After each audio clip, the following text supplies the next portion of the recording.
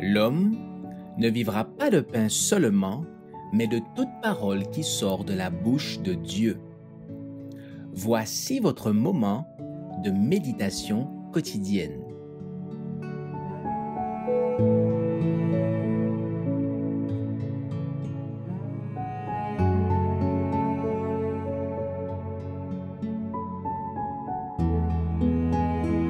La voix de Dieu débouche sur la joie, le 28 septembre.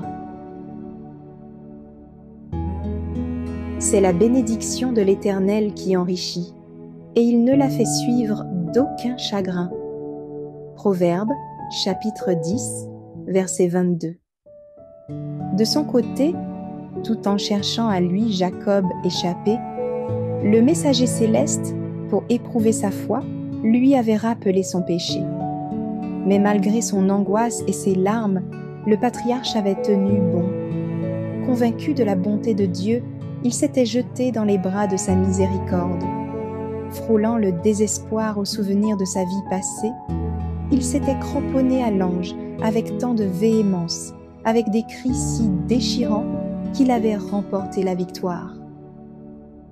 Telle est l'expérience du peuple de Dieu dans sa lutte finale avec les puissances du mal. Dieu éprouvera sa foi, sa persévérance et sa confiance en lui. De son côté, Satan tentera de terrifier les fidèles à la pensée que leur situation est désespérée. Le sentiment de leur faiblesse sera si vif que, par moments, leur espoir sombrera. En revanche, au souvenir de l'infinie miséricorde de Dieu et de leur sincère contrition, ils se réclameront des promesses faites aux pécheurs. Leurs prières ne seront pas immédiatement exaucées, mais leur foi ne faiblira point. Ils s'attacheront à Dieu de toute leur âme et répéteront avec Jacob : « Je ne te laisserai point aller, que tu ne m'aies béni. » Genèse chapitre 32, verset 26.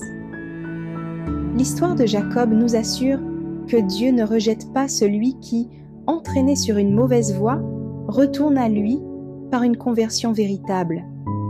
C'est en s'abandonnant entre les mains de Dieu avec une confiance enfantine que Jacob reçut ce qu'il n'avait pu obtenir par ses propres forces.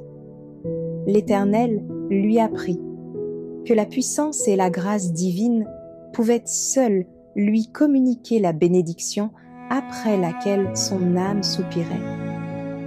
Il en sera de même de ceux qui vivront dans les derniers jours, lorsqu'ils seront entourés de dangers, et lorsque leur âme sentira la morsure du désespoir, ils ne devront s'appuyer que sur le sacrifice expiatoire offert sur le calvaire. Nous ne pourrons rien faire de nous-mêmes. Dans notre indignité et notre impuissance, nous ne trouverons de secours que dans les mérites d'un Sauveur crucifié et ressuscité. Aucun de ceux qui agiront ainsi ne périra.